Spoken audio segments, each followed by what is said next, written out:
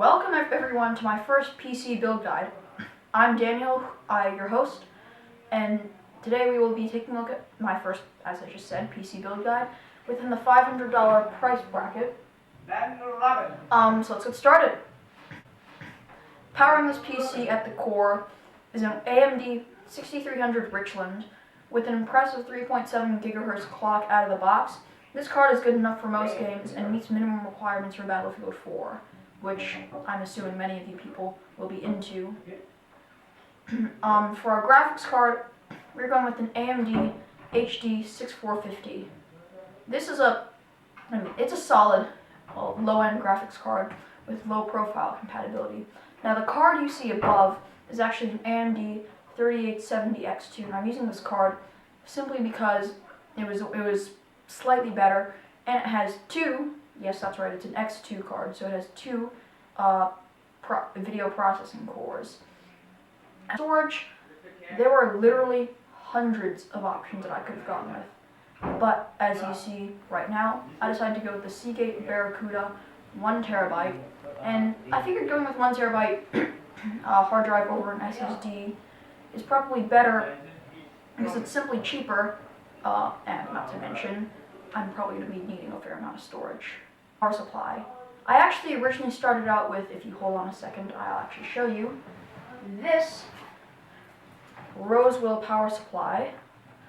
But as you see right now, I've replaced it with a Corsair TX650 power supply.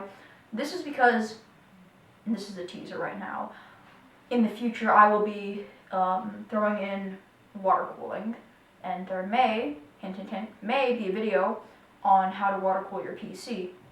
Next up, we're going to go with the motherboard.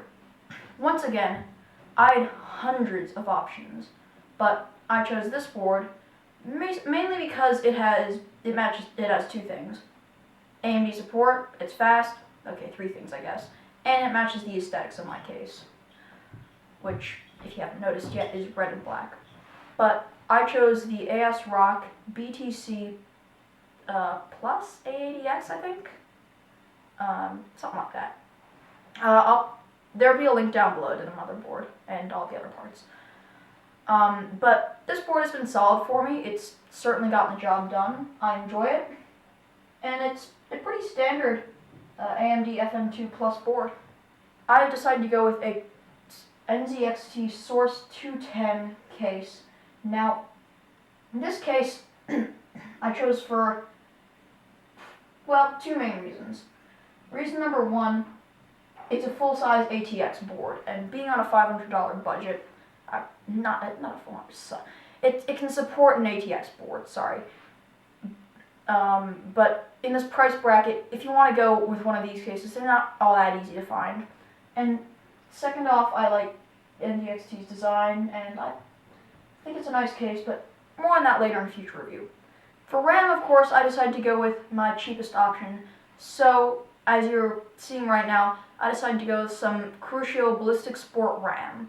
Now, it's only 4 gigs of RAM, and as you can see, it's only a single DIMM, but because I'm on, once again, a budget, you don't really have much of a choice when you're going with RAM. But this was some of the best bang for the buck, as they all say, so that's what I went with, because it's good. Thank you so much for watching. If you lasted till here, thanks a lot. You got a virtual high five. And yeah, please subscribe if you haven't. Like this video if you liked it. Leave a comment below if you have thoughts other than a thumbs up in your head. And the parts list will be down in the video description. Anyways, guys, thanks so much for watching, and hope you enjoyed the video.